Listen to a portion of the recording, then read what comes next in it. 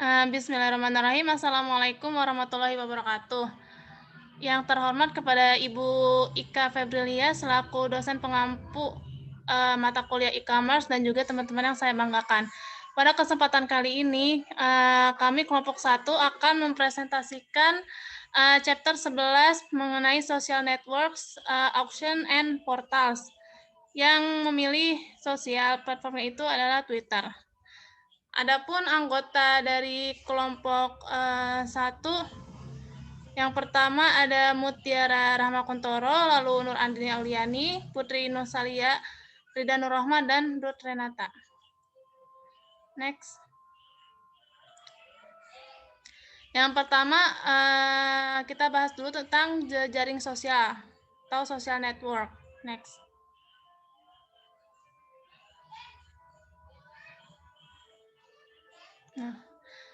Jejaring sosial atau social networks adalah struktur sosial yang terdiri dari elemen-elemen individual atau organisasi. Jejaring ini menunjukkan jalan di mana mereka berhubungan karena kesamaan sosialitas, mulai dari mereka yang dikenal sehari-hari sampai dengan keluarga. Istilah ini diperkenalkan oleh Profesor J.A. Barnes di tahun 1954. Social networking merupakan sebuah bentuk layanan internet yang ditujukan sebagai komunitas online bagi orang yang memiliki kesamaan aktivitas, ketertarikan pada bidang tertentu, atau kesamaan latar belakang tertentu. Social networking lazim disebut sebagai jaringan pertemanan. Layanan social network biasanya berbasis web, dilengkapi dengan beragam fitur bagi penggunanya agar dapat saling berkomunikasi dan berinteraksi. Contoh situs social networking yang populer dewasa ini antara lain adalah Twitter. Next.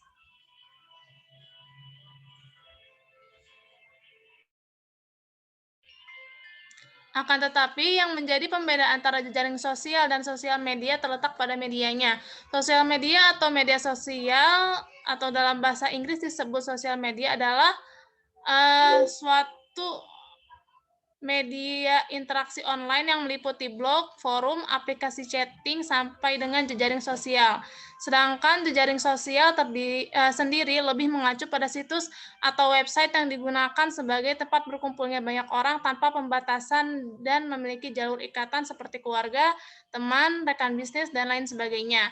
Media sosial atau sosial media dalam bahasa Inggris adalah suatu media untuk interaksi online melalui internet yang meliputi blog, forum, aplikasi chatting, dan jejaring sosial. Sedangkan jejaring sosial adalah situs atau website yang digunakan untuk berkomunikasi banyak orang tanpa ada mengenal sebelumnya di dunia nyata.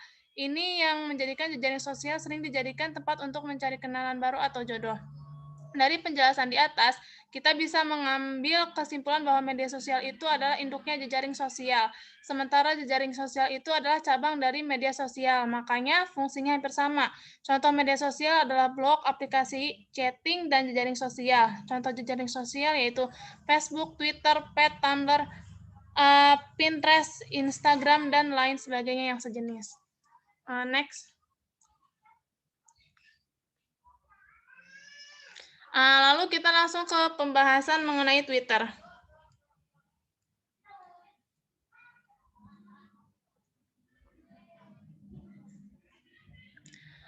Twitter adalah layanan jejaring sosial dan mikroblog daring yang memungkinkan penggunanya untuk mengirim dan membaca pesan berbasis teks hingga 140 karakter. Akan tetapi, pada tanggal 7 November 2017, bertambah hingga 280 karakter yang dikenal dengan sebutan kicauan atau tweet. Twitter didirikan pada bulan Maret 2006 oleh Jack Dorsey dan situs jejaring sosialnya diluncurkan pada bulan Juli. Sejak diluncurkan, Twitter telah menjadi salah satu dari 10 situs yang paling sering dikunjungi di internet dan dijuluki dengan pesan singkat dari internet. Di Twitter, pengguna tak terdaftar hanya bisa membaca kicauan, sedangkan pengguna terdaftar bisa menulis kicauan melalui antarmuka situs web, pesan singkat atau SMS, atau melalui berbagai aplikasi untuk perangkat seluler. Twitter mengalami pertumbuhan yang pesat dan dengan cepat meraih popularitas di seluruh dunia. Hingga bulan Januari 2013 terdapat lebih dari 500 juta pengguna terdaftar di Twitter. 200 juta diantaranya adalah pengguna aktif. Lonjakan penggunaan Twitter umumnya berlangsung pada saat terjadinya peristiwa-peristiwa yang sedang populer. Next.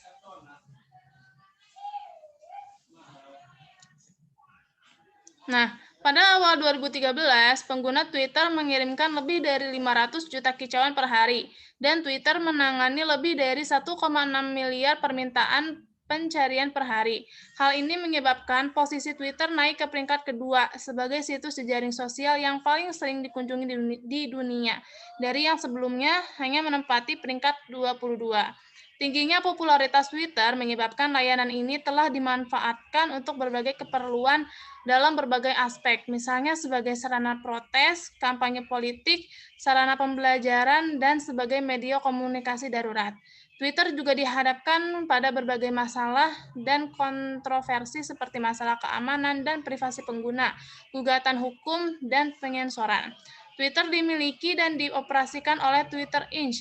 yang berbasis di San Francisco dengan kantor dan peladen tambahan terdapat di New York City, Boston, dan San Antonio. Hingga Mei 2015, Twitter telah memiliki lebih dari 500 juta pengguna, 302 juta diantaranya adalah pengguna aktif. Selanjutnya akan dijelaskan oleh rekan saya. Secara internasional, Twitter dikenal dengan logo burung birunya yang bernama Larry the Bird. Logo asli digunakan sejak peluncuran Twitter pada 2006 hingga bulan September 2010. Versi modifikasi logo Twitter diluncurkan pada saat Twitter mendesain ulang situsnya untuk pertama kali. Pada 27 Februari 2012, seorang karyawan Twitter yang menangani platform dan API perusahaan berkicau mengenai evaluasi logo Larry the Bird. Mengungkapkan bahwa logo tersebut dinamai berdasarkan Larry Bird, pemain NBA dari Boston Celtics. Pada 5 Juni 2012, Twitter meluncurkan logo ketiganya yang didesain ulang menggantikan Larry the Bird dengan logo baru yang dinamakan Twitter Bird. Pada revisi logo ini, kata Twitter dan huruf T kecil tidak lagi digunakan, dan burung menjadi satu-satunya simbol yang digunakan sebagai logo perusahaan menurut perusahaan. Menurut Douglas Bowman, desainer grafis Twitter, logo baru ini terinspirasi dari Gunung Bluebird. Dapat kita lihat di samping ini adalah revisi logo Twitter. Next.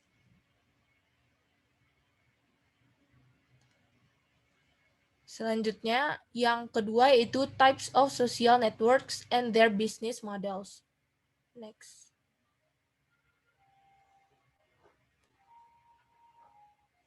Klasifikasi model bisnis e-commerce yang pertama yaitu ada B2B e-commerce. B2B juga kerap disebut sebagai transaksi antar perusahaan. Selain secara fisik, biasanya transaksi pada B2B juga dilakukan melalui Electronic Data Interchange atau EDI, yakni mode pertukaran dokumen bisnis antar perusahaan atau instansi secara elektronik dengan menggunakan format standar yang telah disepakati. Yang kedua yaitu B2C e-commerce. Transaksi e-commerce B2C merupakan model retail tradisional, di mana bisnis menjual jasa atau produk kepada individu. Namun bisnis dijalankan dengan platform online alih-alih dengan toko fisik. Salah satu keuntungan yang dapat dioptimalkan oleh para pemain B2C adalah seputar pengalaman pelanggan.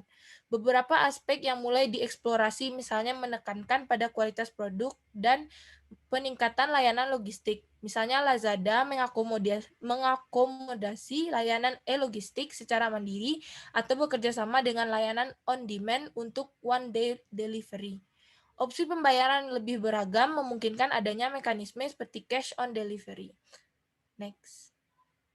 Selanjutnya akan dibacakan oleh rekan saya. Selanjutnya yaitu ada customer to customer atau C2C. Dalam kategori customer to customer C2C ini, e-commerce, konsumen individu dapat menjual maupun membeli produk dari konsumen lainnya. Bukalapak, Shopee, dan Tokopedia ini merupakan beberapa contoh online marketplace yang paling dikenal di Indonesia. Selain melalui marketplace, kegiatan jual beli juga dapat dilakukan secara langsung antar individu tanpa adanya pihak ketiga. Beberapa contoh platform dengan model bisnis ini misalnya ada OLX, Kaskus, hingga juga melalui Instagram. Terus yang keempat itu ada C2B commerce atau customer to business. Adalah model bisnis di mana konsumen atau end use menyediakan produk atau layanan ke perusahaan. Nah, di sini tuh sebenarnya model kebalikan dari B2C, di mana tuh di bisnis ini menghasilkan produk dan layanannya itu untuk konsumsi konsumen. Dalam model bisnis ini, individu menawarkan untuk menjual produk atau layanan kepada perusahaan yang siap membelinya. Misalnya, jika seseorang adalah software developer, maka ia dapat menunjukkan demo software atau keterampilan yang dimiliki di situs-situs seperti freelancer, misalnya Upwork, dan lain-lain. Contoh platform C2B ini yaitu adalah iStockfoto.com. Nah, di sini tuh di iStockfoto.com ini yang menjadi media bagi para fotografer individu untuk mendapatkan royalti apabila ada yang menggunakan fotonya. Dan yang kelima itu ada e-commerce administrasi publik atau pemerintah. Disebut juga B2G dan C2G. B2G atau business to government juga disebut B2A atau business to administration. Adalah model bisnis yang merujuk pada bisnis yang menjual produk, layanan, atau informasi kepada pemerintah atau lembaga pemerintah. Nah, di sistem B2G ini menyediakan kesempatan bagi perusahaan swasta untuk mengajukan tender pada proyek produk pemerintah yang mungkin dibeli atau dibutuhkan pemerintah untuk mengajukan ke perusahaan mereka. Pemerintah ini membuka tendernya ini lewat proses e-procurement, di mana sektor publik dapat melakukan tender secara online dan transparan. Sistem perekrutan di Indonesia ini lebih dikenal dengan LPSC atau Service Pengadaan dengan Elektronik. Selanjutnya juga ada C2G atau Consumer to Government, juga disebut C2A atau Consumer to Administration, adalah transaksi elektronik yang dilakukan oleh individu ke pemerintah atau administrasi publik. Contohnya, seorang konsumen dapat membayar pajak penghasilannya secara online. Contoh di mana konsumen memberikan layanan kepada pemerintah ini belum banyak diimplementasikan karena ini bukan pendekatan yang populer dan masih sangat jarang. Next.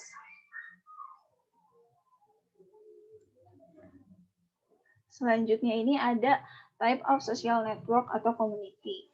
Nah, di sini tuh ada banyak jenis dan banyak cara untuk mengklasifikasikan jejaring sosial dan komunitas online. Di jaringan sosial umum itu yang paling populer itu telah mengadopsi model iklan, dan jenis jaringan lain itu memiliki sumber pendapatan yang berbeda. Nah, macam-macam jenis social network itu yang pertama ada general community, yaitu komunitas umum menawarkan kesempatan kepada anggota untuk berinteraksi dengan audiens diorganisasikan ke dalam topik umum. Di dalam topik, anggota dapat menemukan ratusan kelompok diskusi tertentu yang dihadiri oleh ribuan anggota yang berpikiran sama, yang berbagi minat dalam topik tertentu. Contohnya itu ada Facebook, Pinterest, Instagram, Tumblr, dan Twitter. Nah, di model bisnis ini tuh komunitas umum tuh biasanya ada periklanan yang didukung dengan menjual di ruang iklan di halaman video gitu. Terus yang kedua itu ada practice networks. Jaringan praktik menawarkan kepada anggota kelompok diskusi yang terfokus bantuan, informasi, pengetahuan yang berkaitan dengan area praktik bersama. Jaringan praktik dapat berbasis keuntungan atau nirlaba dan mendukung diri mereka sendiri dengan iklan atau sumbangan pengguna. Contohnya itu adalah Linux. Yang ketiga itu ada interest-based social networks. Nah, di jaringan sosial berbasis minat ini menawarkan anggota kelompok diskusi terfokus berdasarkan minat bersama dalam beberapa subjek topik tertentu. Karena audiens untuk komunitas kepentingan ini tentu saja jauh lebih kecil dan lebih bertarget. Komunitas ini biasanya mengandalkan iklan dan kesepakatan sewa atau sponsor.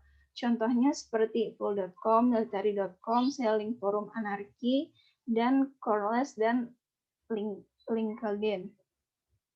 Nah, yang keempat itu ada affinity community, yaitu menawarkan diskusi dan interaksi yang terfokus kepada anggota dengan orang lain yang memiliki afinitas yang sama. Jejaring sosial ini didukung oleh iklan bersama dengan pendapatan dari penjualan produk. Contohnya ini ada Bloom. Yang kelima itu ada sponsor community. Komunitas online ini dibuat untuk tujuan mengejar organisasi dan juga komersial. Contohnya situs lelang online seperti eBay, ke situs produk seperti Tide.com yang disponsori oleh produk bermerek offline perusahaan seperti Procter dan Gamble, Kisco, IBM, HP, dan ratusan perusahaan lainnya mengembangkan jaringan sosial internal perusahaan mereka sebagai cara untuk berbagi pengetahuan. Nah, kalau misalnya untuk Twitter sendiri, ini masuknya ke general communities karena di Twitter itu terdapat ruang-ruang topik yang bisa diakses sesuai dengan keinginan pengguna. Next.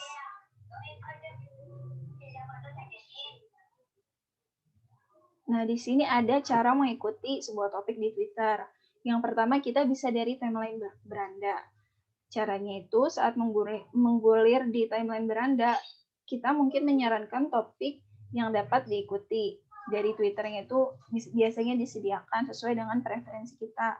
Yang kedua itu, sentuh tombol ikuti di samping topik yang disarankan untuk kita ikuti. Dari menu topik juga bisa. Pilihannya itu pertama, buka selengkapnya dan sentuh di selengkapnya. Kedua, sebuah pop-up yang menunjukkan pilihan akan muncul.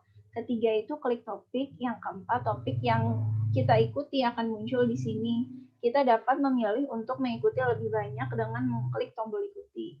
Dan yang kelima, jika kita tertarik, kita dapat memilih tombol dan topik tersebut.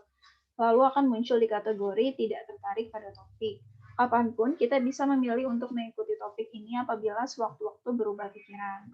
Di sini juga banyak cara-caranya. Kalau bisa mengikuti sebuah topik, bisa juga kita berhenti dari sebuah topik, atau kita bisa juga melihat topik yang diikuti oleh orang lain. Next. Selanjutnya akan dijelaskan oleh teman saya. Ya, pembahasan selanjutnya itu mengenai fitur dari social network Twitter. Nah, fitur yang pertama itu ada fitur profiles. Bisa dilihat di gambar yang ini. Profile ini dibuat dan dikreasikan sendiri oleh pengguna atau pemilik akun Twitter tersebut, yang nantinya akan menjadi yang akan mendescribe pemilik pada berbagai dimensi. Nah, terus di profile sini kita tuh juga bisa ganti foto profile kita, status profile kita, dengan mengklik bagian edit profile di bagian profil kita ini. Lalu fitur yang kedua itu ada fitur notification. Notification ini berisi daftar update dari teman-teman kita, bisa juga berisi iklan dan pemberitahuan dalam urutan yang kronologis. Misalnya ada teman baru yang memfollow akun kita atau mengikuti akun kita, atau ada teman yang nge-tag atau mention kita di sebuah tweet, itu akan muncul di halaman notification ini. Lalu yang ketiga itu ada timeline. Timeline beranda ini akan menampilkan aliran posting Twitter dari tweet-tweet dari akun yang telah kita ikuti di Twitter. Kita mungkin bisa melihat konten usulan juga yang didukung oleh berbagai rekomendasi. Kita juga dapat melihat konten seperti Twitter promosi atau retweet di timeline ini. Nah, kita juga bisa membalas, meretweet, atau menyukai sebuah tweet di timeline. Lalu selanjutnya ada Friends Network. Friends Network ini ialah fitur yang memiliki kemampuan untuk menciptakan kelompok teman yang terkait atau semacam komunitas sosial atau grup. Di Twitter sendiri, langkah-langkah untuk membangun Friends Network ini seperti komunitas atau grup adalah sebagai berikut. Yang pertama, kita ke bagian direct message atau icon yang berbentuk seperti surat ini.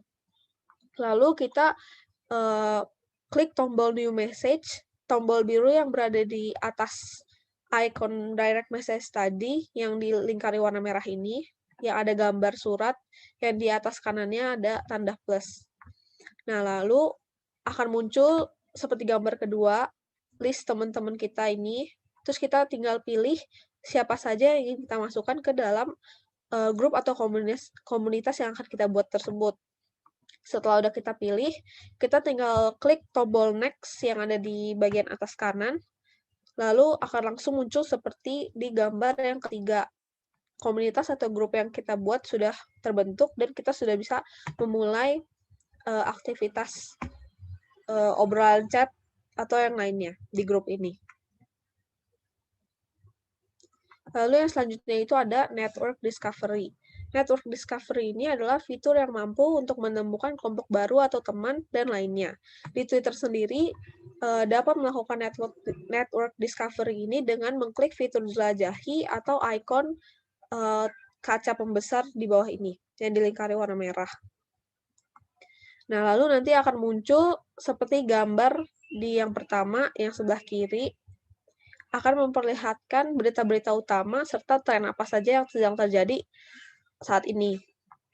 Nah, di sini kita juga dapat mencari hal-hal lain seperti tweet kita sendiri, teman, bisnis lokal, percakapan spesifik yang sedang berlangsung, atau apapun itu dengan mencari kata kunci atau hashtag topik pada kolom search Twitter di atas ini.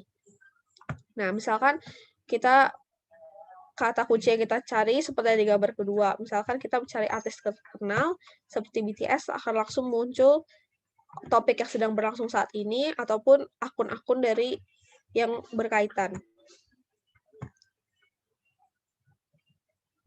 Lalu selanjutnya itu ada fitur favorites atau likes.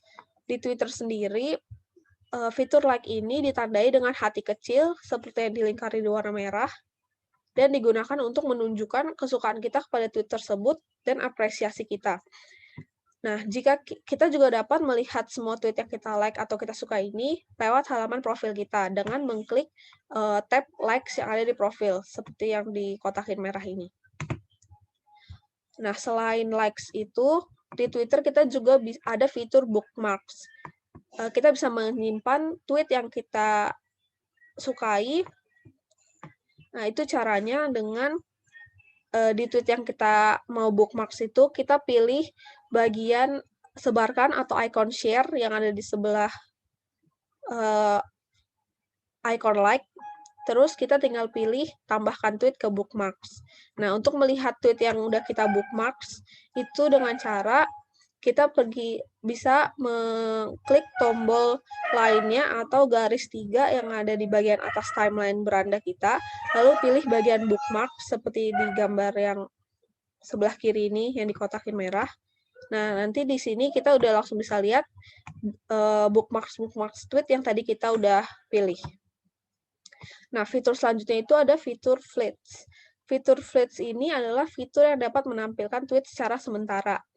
Nah, pada dasarnya sebenarnya Fleets ini tuh mirip atau bisa disamakan seperti Instagram Stories. Nah, fitur ini tuh bertujuan sebagai tweet alternatif tanpa mengetik yang memungkinkan pengguna untuk memposting foto atau video mereka ke seluruh followers mereka. Pengguna juga bisa menambahkan teks, tag, atau mention ke pengguna lain. Nah, teman atau pengguna lain juga bisa memberikan reaksi melalui emoji atau dan direct message atau DM. Nah, Fleets ini dikatakan sementara karena postingan Fleets akan hanya bertahan selama 24 jam, lalu akan terhapus secara otomatis. Nah, jika kita ingin menambahkan Fleets, caranya kita tinggal pergi ke timeline beranda kita, lalu Fleets ini tuh bakal ada di atas timeline, seperti yang di gambar ini. Nah, terus kita tinggal klik add di yang ada gambar profil kita, terus setelah itu kita bisa menambahkan apapun, kita bisa ngepost foto atau video apapun di Fleets. Selanjutnya fiturnya ada fitur tweet. Tweet ini merupakan tulisan status di Twitter yang dapat kita unggah. Kita bisa nge-tweet apapun di sini. Apa yang kita rasakan, apa yang ingin kita bagi, baik dari berbagi pengalaman pribadi, konten edukasi, atau yang lainnya. Apapun itu selagi tidak melanggar aturan dari Twitter. Nah, nge-tweet ini kita juga bisa berisi foto, GIF, video, tautan, atau teks. Selanjutnya akan dijelaskan oleh rekan saya. Selanjutnya adalah fitur retweet. Nah, retweet ini maksudnya memposting kembali sebuah tweet yang membantu kita dan orang lain dengan cepat membagikan tweet tersebut ke semua followers kita. Kita juga dapat meretweet tweet kita sendiri ataupun tweet dari orang lain. Misalnya pada contoh gambar di sini, yang Wirda Mansyuri itu merupakan hasil retweet dari orang lain tanpa memberikan sebuah komentar. Sedangkan di atasnya itu merupakan retweet yang memberikan kutipan atau komentar terhadap apa yang kita retweet. Lalu di sampingnya ada fitur polling atau Twitter Post. Twitter Post ini adalah sebuah fitur dari Twitter yang memungkinkan pengguna Twitter untuk menciptakan polling sederhana dan mendapatkan votes dari followersnya. Fitur polling ini dapat kita gunakan untuk berbagai keperluan tergantung bagaimana pengguna memanfaatkannya. Setelah polling berakhir, hasilnya itu nanti akan berupa presentasi masing-masing pilihan yang akan ditampilkan. Next.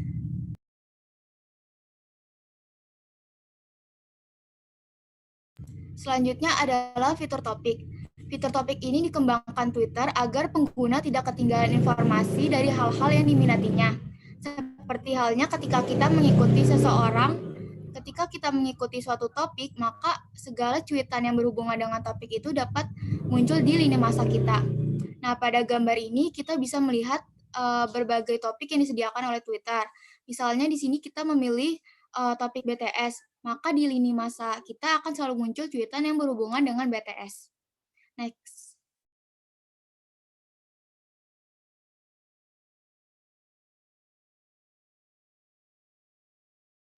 Selanjutnya adalah fitur thread.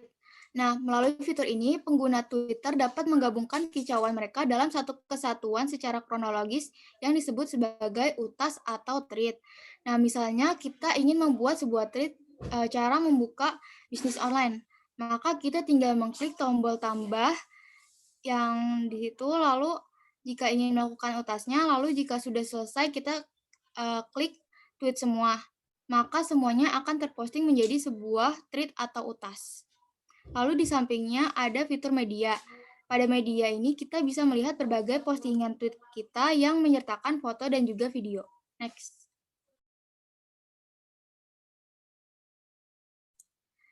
Lalu berikutnya adalah fitur analitika. Pada fitur ini kita bisa melihat ringkasan aktivitas dan sorotan kita selama bulan lalu. Jumlah tayangan tweet, kunjungan profil, pengikut baru, dan sebutan ditampilkan di sini. Berikut dengan perbandingan jumlah tersebut dengan yang sebelumnya. Next.